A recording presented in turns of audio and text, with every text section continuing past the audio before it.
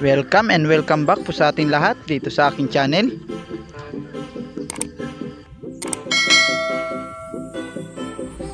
Once again, good morning po sa ating lahat. Another day is another dive. Binalikan po namin yung bahura kung saan kami nakakuha ng maraming badlo nung nakaraan.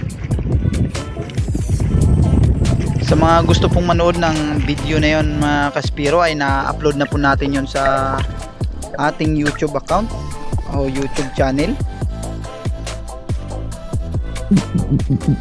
Kagaya po ng lagi nating ginagawa, nagpi-fish call po tayo sa ilalim ng dagat para kung sakaling may mga malalaking isda ay lumapit sa atin. Pero walang lumapit sa atin mga kaspiro, hanggang napansin po natin na may isang suno o coral trout dito sa aking unahan.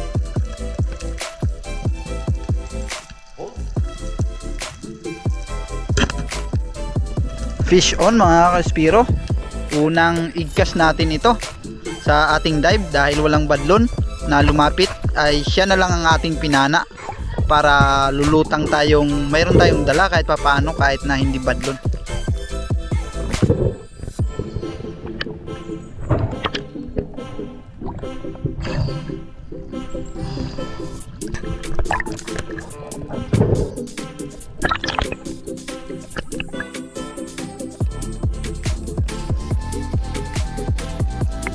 Hindi gaanong 100% visibility tayo mga kaspiro dahil nga malakas at malaki ang hibas ng panahon na ito, kaya medyo malabo ang dagat.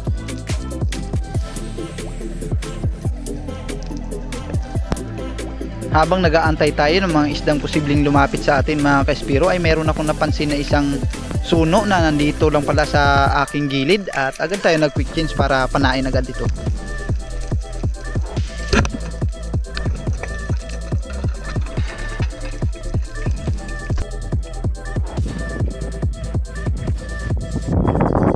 Fish on tayo mga kaspiro, pero sa kasamang palad eh nalubat ng ating camera.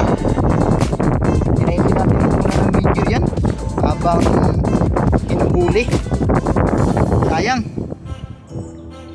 nagkataon po talagang nalubat ang ating camera, pero di bali, at least huli pa rin.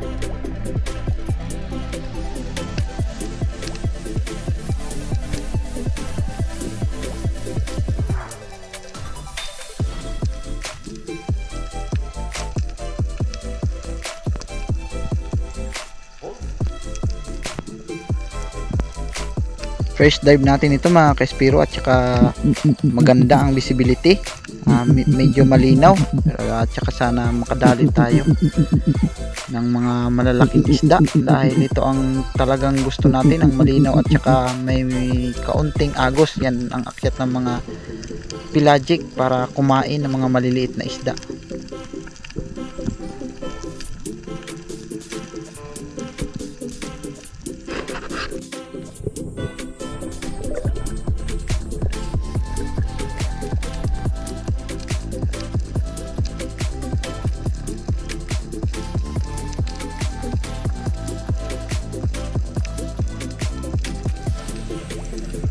May dalawang kadlitan tayo napansin dito mga kaspiro, o yung tinatawag na labahita, pero hindi natin sukat akalain na napakaila pala nito.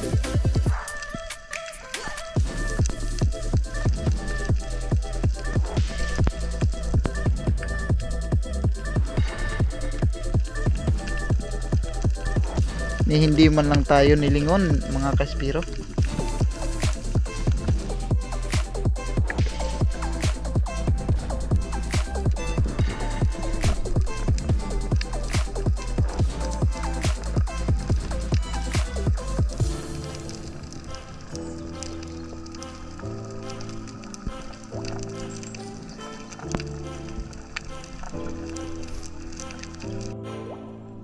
Nagmadali tayo mga kaspiro dahil nakakita tayo ng tangigi o king makiril.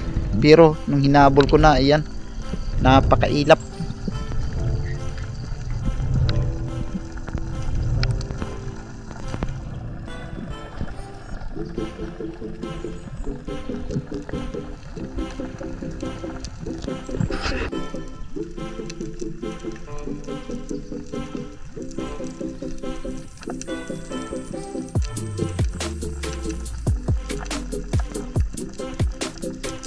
Medyo matagal-tagal na ang ating pagsisid mga kaspiro, pero hindi pa tayo nakakaigkas. Mukhang malas.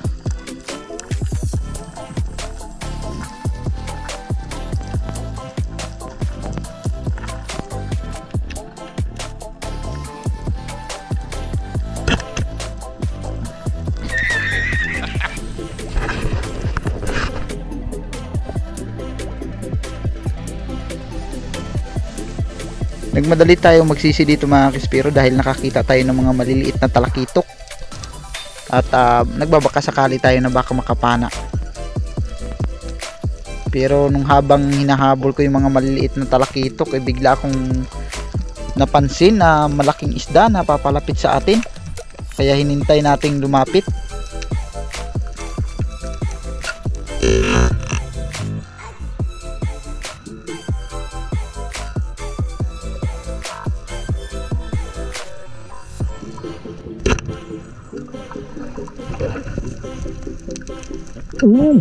Time check mga kaspiro, mag-aalas 3 na bago pa tayo nakapana ng isda na sana ay mahuli natin, tin. At tinawag ko yung kasama natin para sa second shot sana, pero nung makita kong maganda pala ang tama ng isda ay hinayaan na lang natin dahil tagos hanggang monoline.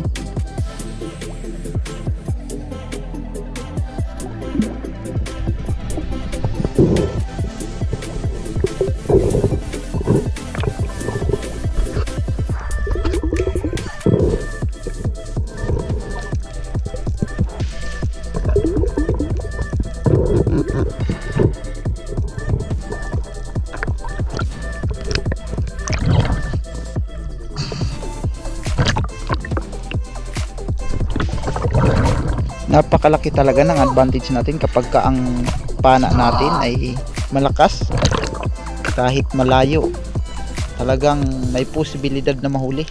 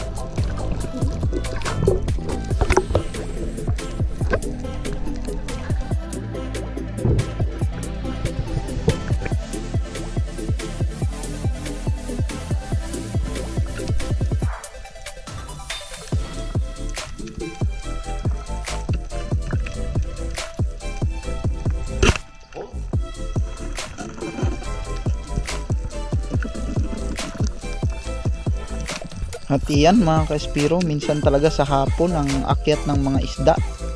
Another pelagic ang ating napana. Tangigi mga kaspiro o king makiril. Kanina ay pinakitaan lang tayo, hindi natin napana. Ngayon finally nahuli na rin natin.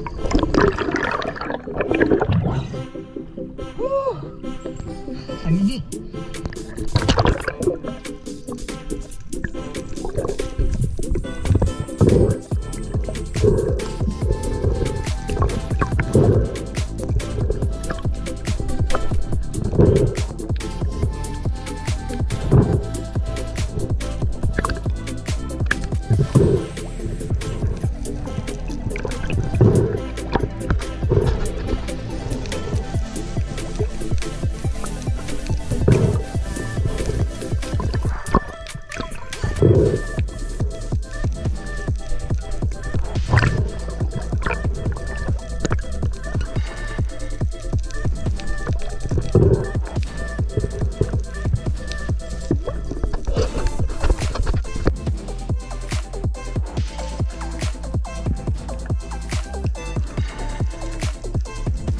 3 piraso na suno o yung coral trout.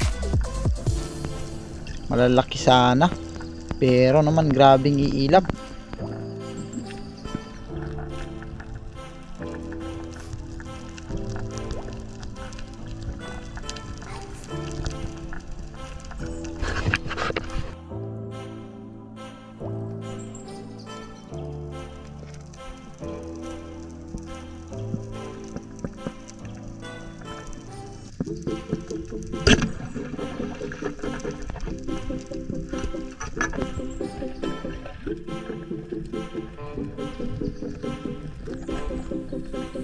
Nabawasan din talaga natin ng 1 piraso, isang senyorita ang ating napana sa kanilang 3, 2 ublong ang kanyang kasama.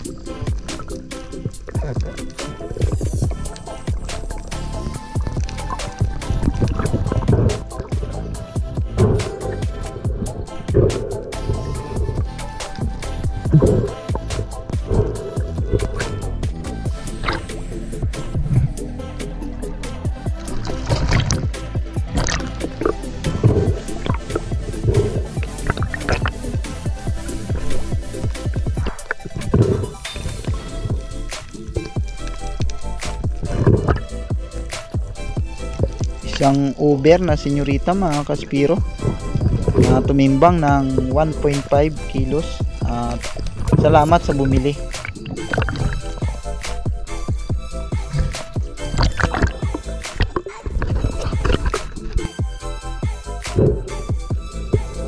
Isa sa mga paraan na ginagamit natin mga kaspiro pag wala tayong diving knife ay tinutusok namin ang ulo ng isda para mamatay.